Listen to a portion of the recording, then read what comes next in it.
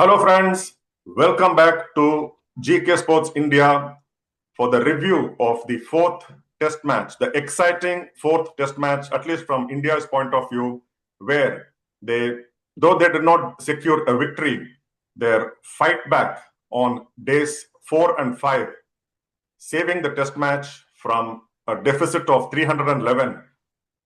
Indians will definitely take it as a victory, at least from the moral boosting point of view for India as they head into the fifth and final test. The series is still alive for India. England, though leading 2-1 with 1 to go at the Oval starting on July 31st. India are certainly in the right frame of mind with their confidence boosted by a sensational draw at Old Trafford on Sunday evening. With me to discuss is our expert, K. Srinath, who represented Tamil Nadu and Karnataka in Ranji Trophy before taking up umpiring and is just 7 short of a 3-figure mark as far as on-the-field umpiring in the BCCI matches are concerned. Welcome, Sri. Welcome to the review of the fourth test match, Old Trafford. How exciting was it? India did not lose a wicket on 2 consecutive days for 2 sessions. After the second innings began in a dismal note with opener Yashasvi Jaiswal and number 3 Sai Sudarshan falling in the first over just before lunch on day 4. But then KL Rahul, Shubman Gill on day 4, second and third sessions, and Ravindra Jadeja and Washington Sundar in the second and third sessions on the final day. Could it have got any better? Of course, India could have lost, but then they fought tooth and nail till the last session to save this test match. I was so thrilled. I would consider it as good a win for India. How did you look at it? You just nailed it in the opening statement. England would feel a bit undone because they couldn't pull it off after having had a big lead of 311. But having said that, this draw would certainly be like a victory for India because it still got the series alive. India can still go on to win the whole test match, and the test series can be leveled at 2-all. Having said that, just 24 wickets lost on 5 days. Again, I've been, talking about the pitches in England in this series particularly. Again, Old Trafford, history has been England has had their maximum draws, uh, playing it out in Old Trafford. And it proved to be once again. The docile nature of the pitches have made it that much difficult for the bowlers to really eke out those 20 wickets that are required to win a test match. Nevertheless, now the momentum is shifted, and it is the balance is shifted towards India now. Obviously, the tails will be up now. A very quick turnaround, actually. Hardly 4 days rest getting into Oval. Yes, it was exciting. To me, this looked like the test match of the series so far.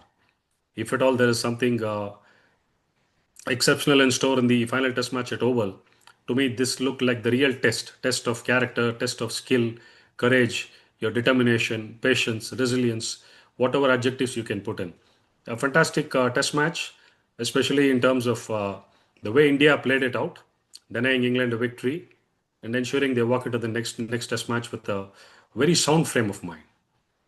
And when England took that 311 runs first innings lead, and Chris Wokes, of all the bowlers who has not had a very good series as far as the bowling is concerned, picked up 2 wickets in successive deliveries before lunch on day 4.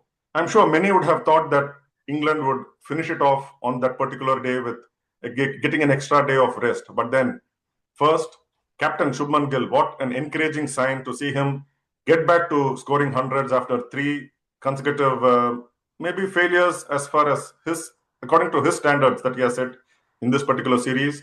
And KL Rahul, fantastic, continuing to just blossom in that opener's role, taking that senior's position responsibly. And the next day, the 2 left-handers, Ravindra Jadeja and Washington Sundar.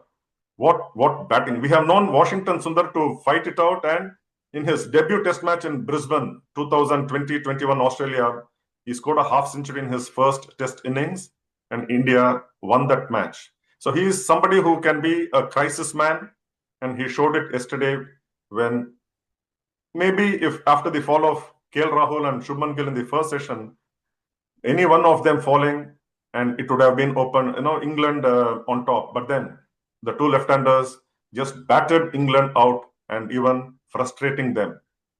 How did you like Washington, Sundar and Jadeja and Gill back into form, scoring hundreds? One thing that needs to be looked into is there's been so much of T20 cricket that's being played around the world. And that is maybe a sort of key that has got into most of these cricketers' DNA, wherein scoring runs at a quick click is what is important. But the last 2 days for this Indian batting unit, it was all about batting against time. It was just not batting against time. And mind you, they scored at a fair clip. End of it, they got to 425, just losing 4 wickets in the second innings. That was at a fair clip. Though, as you said, even I was one of them who was just a bit worried when India were threw down for nothing. And yes, there was some breather when KL and Shubman Gill weathered the storm and they came out unscratched on day 4. Again, post the loss of KL Rahul and then Washington Sundar walking in at number 5. It was quite surprising actually, because we were not sure whether Pant was good enough to bat. The news was that he would bat only in case of a necessity. So he walking out at 5 was a bit of a surprise, but nevertheless, he held his fort. He did what was expected of him, just to bat time. And yes, you spoke about the partnership between Jadeja and Washington Sundar. First ball, a very casual waft from Jadeja, and of all the people, Joe Root, who has the highest number of catches in world cricket today. He just overtook Rahul Dravid. Mind you, it was a tough one, but at international level, you are expected to catch those. That catch had been taken by Joe Root. I think the result could have been different. Mind you, after that, Jadeja didn't put a foot wrong. And from there on, it was just batting, batting, batting.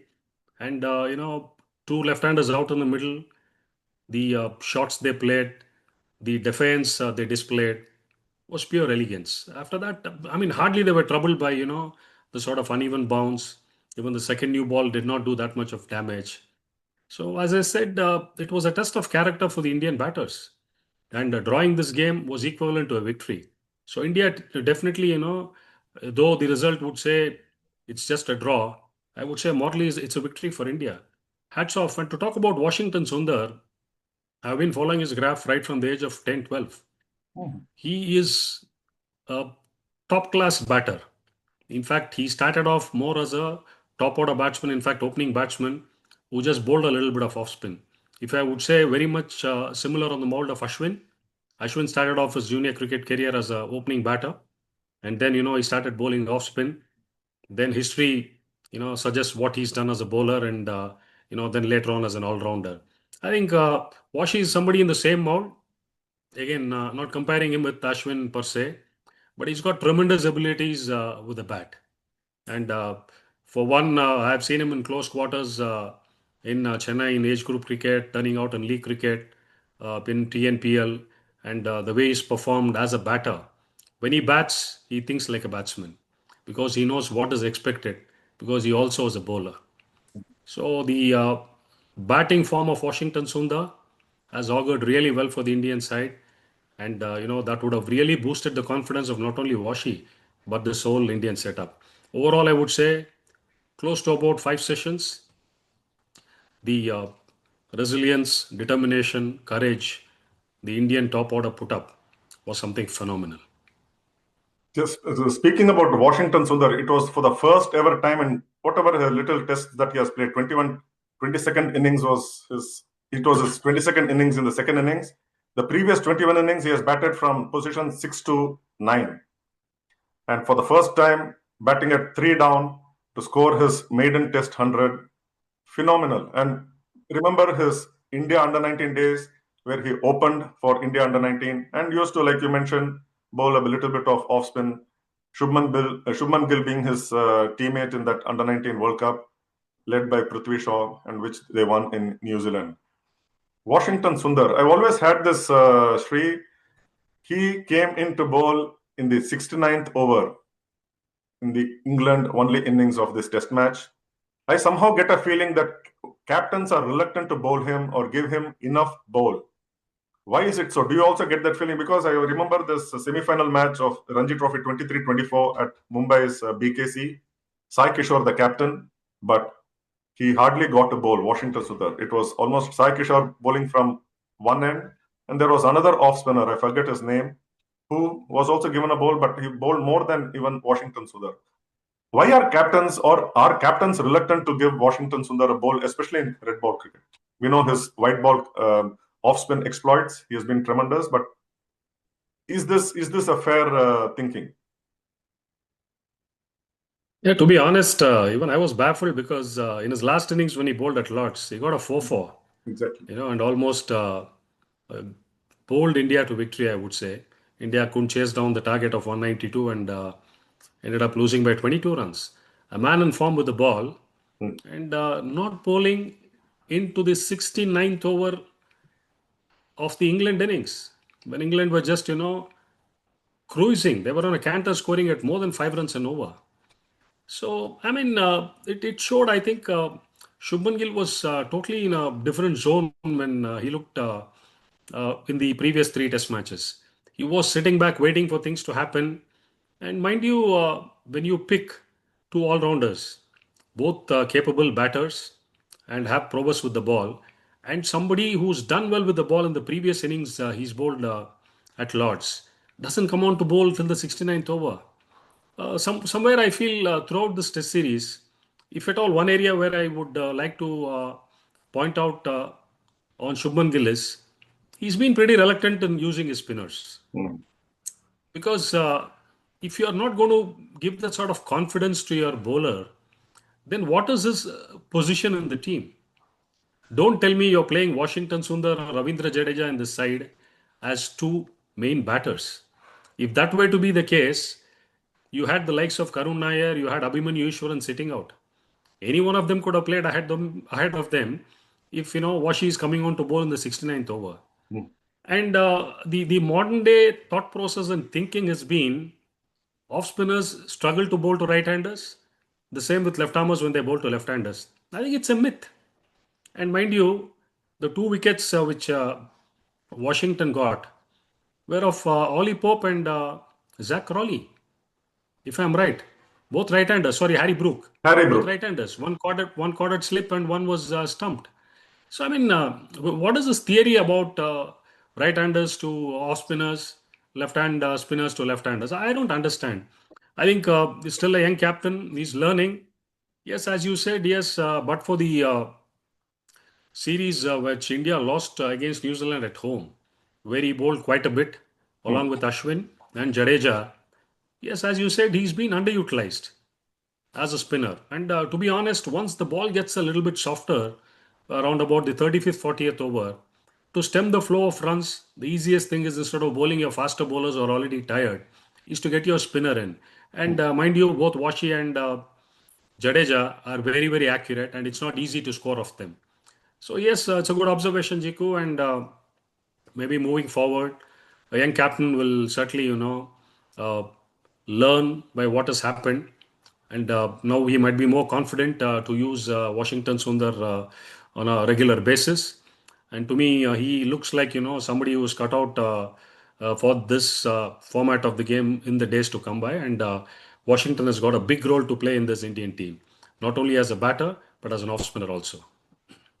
We saw Washington's statemate, Sai Sudarshan, being selected ahead of Karun Nair, and he proved his selection by scoring his maiden Test 50. But then, has he cemented his place at number 3, or it's still open for other players also? Because he fell to that indecisiveness in the second innings, whether to play at it or leave, and in the process edge the first ball that he faced from Chris Wokes. Sai Sudarshan and his position at number 3. Is he going to be the number 3 in future? Well, it's early days, and he's just had, you know, 4 knocks in the middle. And first place, he shouldn't have been dropped, or rather, he shouldn't have made way for somebody else to come in ahead of him in the second and third test match. So that would have certainly dented his confidence. Yes, he was in his elements in the first innings. He got a half century, his first half century in test match cricket. Again, indecisive prod outside the off stump, which got him out in the first ball. Early days, and it all depends on how this management would persist with him. And he looks to me like a, you know, long race horse, and not somebody who's like a one trick pony is going to just come in. And mind you, number 3 position in Test match cricket is very, very pivotal. All the top sides in world cricket have had the best batters bat at 3. India had Rahul Dravid for a very long time. Australia had Ricky Ponting. So West Indies had Brian Lara. So the best batters are batted at 3. So what it does is it allows the number 4 and 5 the cushion of scoring big. If you look at the number 4 and 5 of India, when Rahul was batting at 3, it was Tendulkar, Lakshman, and Ganguly. So even if the openers fail to put up a big partnership, number 3 is going to be out there in the middle for a long, long time. That can help the 4 and 5, really come good. So yes, early days for Sai Sudarshan, but I look at him as a long-term prospect, and I hope that the captain, of course, he's played a lot of cricket in the recent past with Sai Sudarshan in the Gujarat Titans Hmm. for the IPL. Yes, but he also has to prove himself over a period of time, and maybe come a couple of home series where he can play on our home tracks and get his confidence back with some runs. But yes, certainly he looks a very bright prospect and somebody who's there for the future in the number 3 spot for India. You just mentioned about Rahul Dravid, number 3, and allowing 4 and 5 to score big. Even Cheteshwar Pujara held that number 3 position for a long time, and that gave cushion to Virat Kohli, who followed at number 4. And Virat Kohli has about 6 double hundreds or so in Test cricket. So that's Yes. something remarkable. Now with Sai Sudarshan at number 3 and his good opening partner in Gujarat Titans, Shubman Gill at number 4, it could be a good combination between the two of them in the days to come, in the tests to come, the years to come for India. Sri, number 5 and Rishabh Pant. He was going well in the first innings, 37, broke his toe for that uncalled for reverse hit against a fast bowler. It is okay, understandable if you're going to a reverse sweep or do whatever against a spinner, but against a fast bowler, taking that risk, and what a blow he got. Broken toe, retiring hurt, coming next day, and still batting, trying to run his runs and also his partner's runs, where even there was not a 2, he was looking to get 2 runs for his partner. So that shows tremendous courage. So much has been written, spoken, shown in the social media, in the newspapers, television channels about his grit, courage. Again, losing words for his whatever, the way he came back and played with that broken toe, climbing down the stairs of that Old Trafford. How do you look at it? And you are one who, in the previous chat we had when we were discussing about Vian Mulder and declaring at 337, you said there is no room for sportsmanship in cricket. How do you look at this scenario? Rishabh Pant walking out. I felt it was brave on his part to go out, serve the country when needed. Absolutely. I think Rishabh Pant is, guy who always wears his heart on the sleeve. I mean, to me, the moment in this test match was Rishabh Pant walking out to bat again with a fracture on his toe. As you said, an unwanted shot.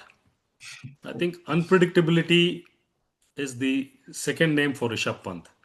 I think why is he a box office cricketer? because he just bats out of the box.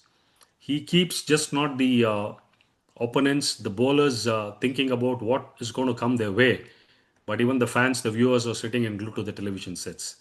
I think if Rishabh Pant becomes predictable, I think he will lose that charm of the box office cricketer he is. So that is Rishabh Pant by nature. And as you said, I can equate this only to another incident that comes to my mind is when my good friend Anil Kumble had a broken jaw in the West Indies when he got hit off, I think, Merv Dillon. And Yes. after he came back, I was having a chat with him. He said, I couldn't fly out immediately. I was feeling a bit uneasy. So I just asked the doctor to fix it and got a bandage done. I think he came back and bowled and got the wicket of Brian Lara also. I think such cricketers are very rare to come by. And yes, country above everything. So there's a saying, they say, no pain, no gain. But this was, absolutely unbelievable. I think it was only Rishabh Pant who could do that because we saw him do that in the last test match when he had a sore finger. Actually, they say it's a hairline crack or whatever. Despite that, he came out to bat again. So that is what he's made of. To me, I think the number one moment in this test match was Rishabh Pant, wobbly, hobbling on one leg and walking out of the dressing room to come and bat again in the first innings. That really, gave goosebumps. And yes, we all know him as to what sort of a cricketer he is. He's one like what Virender Sehwag was previously to the Indian cricket team. And Rishabh Pant, we all saw him survive that horrific accident in December 2022. He wouldn't have been here, but he is now here, back into international cricket, back into IPL, back into T20 World Cup, winning the Cup for India last year, back into the Test fold. So for him, when he went through that kind of a life situation, batting with broken toe would have meant nothing for Rishabh Pant, isn't it? So that is what he is made of. There are so many other numerous instances. Gavaskar reminded us of Vijay Manjrekar batting with a broken arm to help Chandu Bode score a 100, which he did not. Hit wicket to Roy Gilchrist.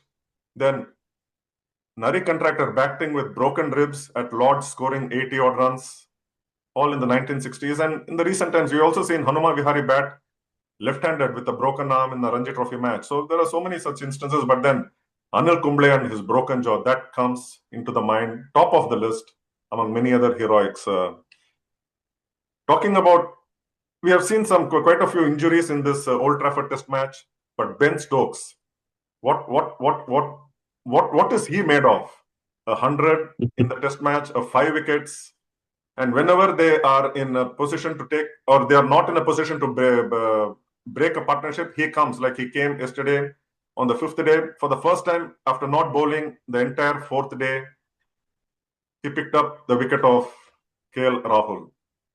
He is somebody who is not easy human. Ben Stokes, you mentioned only the third all-rounder, 7,000 plus runs in tests, 200 plus wickets. He is something who and we also discussed about Ben Stokes bowling much more than he would have bowled even in a single spell. How was Ben Stokes, and perhaps rightfully the man of the match at Old Trafford for his double? To me, Ben Stokes is the Superman of England cricket. Very simple. He's not human. I think, he's somebody on very similar lines to what Rishabh Pant is for India. As you mentioned, a drought, 100 after 2 years, and his first 5-4 after 8 years. And yes, numbers are one part of it. As you said now, 7,000 test match runs and 200 plus wickets. He's third on the list after two iconic names in world cricket, Sir Garfield Sobers and Jack Callis. More than the numbers, I think the impact he creates on the game is what is most important. End of the day, we can have cricketers who can make 10,000, 12,000 runs, and hardly 20-30% of them could be impactful. But the impact Ben Stokes has had throughout the series till date, that is, I'm talking about the Old Trafford Test match, has been phenomenal. It could be as a captain, it could be as a batter, it could be as a bowler. We saw a moment of brilliance on the field when he ran out Rishabh Pant in the Lord's Test match, which turned the game on his head. So, and he's a genius, and we always talk about all rounders, which have become a rarity in modern day cricket. Because when we talk about all rounders, the names that come to us immediately is Sir Garfield Sobers. Maybe he played in an era when we were all young, very young. Then it becomes Kapil Dev, Imran Khan, Richard Hadley, Ian Botham. Post that, I think it's all majorly guys who have been more of batters who could bowl a bit, or bowlers who could bat a bit. And in that era, we forgot about one cricketer who was colossal. That was really Jack Callis. Not much is always spoken about him. Mm. So in that terminology, on that parlance, I would say Ben Stokes would rate as one of the best to have, you know, graced the cricket field, both in terms as a batter and a bowler. And mind you, Jiko, we've been discussing so many things. One man who's sitting at the number two position, 2,500 test match runs away from God of Indian cricket, Sachin Tendulkar. Yes. So much happened. 34-year-old, he's already got to play 150 test matches. And still has got a lot of fire in his belly. If he continues for another 3 or 4 years with the sort of form he's in, who other than a man again who's not spoken in the same vein like people always talk about Virat Kohli or Steven Smith, Joe Root. Exactly. What do you have to say about his performance in Old Trafford? Amazing. He seems to be scoring centuries at will. Now, Lord's Test match and the last couple of Lord's Test matches, consecutive hundreds, and continuing it into Old Trafford. Ideal number four for England. Like you mentioned about the number four having the cushion with number three is doing the bulk of batting or like safeguarding the wicket. Joe Root, he has been phenomenal. Just 13 more centuries to equal Sachin Tendulkar. And in this test at Old Trafford, we saw him go past first Rahul Dravid, Jack Ellis, and then Ricky Ponting. Three icons of world cricket. Any generation you take, and it's these three will always top the charts. And to go in the same innings, that's something which talks about Joe Root and his caliber. There are talks about him not adjusting to the baseball theory and whether he was a little bit confused whether to play the traditional way or the baseball way. But then I think he has found his own technique, which I feel is the old technique and not really a baseball man. But then the runs are showing phenomenal, and I'm sure if anyone can get as near to Sachin's record or even go past, it has to be Joe Root. Amazing, truly remarkable. But among all these milestones, memorable moments in this Old Trafford Test match, something which was unsavory was the last hour drama, which something similar to what happened at Lord's on the fourth day evening when, of course, England openers were reluctant to play those 2 overs or scheduled 2 overs. Ben Stokes, at the start of the last hour, was ready to shake hands with the two not out batsmen, but then India had other plans. Can you describe what it is, how it is as per the rules of cricket, and was Ben Stokes right in shaking hands at that time or wanting to shake hands, or were India, Jadeja and Washington Sundar right in continuing? I felt it was absolutely right on India's part to continue because England, they are not the guardians of cricket. They are also among those who have to follow the rules, and rules certainly do not say that you have to call it off when there is no outright result at the start of the last hour. Your thoughts, being an umpire, being an expert, being a former player, you have seen it all. I'm all ears to you. Well, the rule says at the start of the last hour, if both the captains agree, now the fielding captain is on the field, so the two batters out in the middle depute for the captain of the batting side. If both of them are in agreement, they can shake hands and walk off. Mind you, both captains have to agree. In this case, I can understand the frustration of England because they were out on the field for 140 overs. Having bowled that many, just got 4 wickets and were at the receiving end. So they just wanted to get off the field. And why would India do so? One man batting on 90, the other batting on 85. They have batted close to about 3.5 sessions, and one youngster getting closer to his first Test match 100. And why would India walk off? India were very much within their rights, and in the end, what transpired was both of them got to the hundreds, and we could really, have an insight to what was happening on the stump mic when there was chatter between Ben Stokes and Jadeja, Duckett talking to Jadeja, and Washington Sundar even refusing to look at Harry Brook when he wanted to shake hands after Jadeja got his 100. I think even if I were to be in the Indian setup, I would have definitely pressed forward and said that both of them had to get their hundreds. Now, my rhetoric would be, what would England would have done if they had a Harry Brook batting out there in the middle and a James Smith, both of them batting on the similar score with what Washi and Jadeja were? They wouldn't have bothered to shake hands. 4 or 5 years down the line, when somebody scrolls through the scorecard, the 2025 Anderson-Tendulkar Trophy between England and India, the fourth Test match at Manchester, Old Trafford, it would say Ravindra Jadeja and Washington Sundar hundreds in the second innings, which was instrumental in India holding on to a draw. I think history will certainly be kind when there is a three-figure mark. And even if it were to be a case where a bowler has got four, and if he wants to just give it a try for a couple of overs to go for a 5-4, why not? I think it was bizarre. Now England trying to make a mountain out of a molehill. So it's just that, they were tired, they were frustrated, they wanted to walk off. Even India would have made the same offer as if England would have been batting. The reciprocation would have been the same. And there's no point in just trying to, beat the bush here and say that, no, it's not this way. The 100 is not valid, whatever. No, 100 is 100, whether it comes in the dying moment or whether it comes in the first session. So it was a perfectly executed plan. End of the day, 300s and a 90 in the second innings. Momentum being taken forward is what is most important. So England have got nothing to cry over just because of the mere frustration they couldn't bowl India out. That's what was causing them to create such a furor.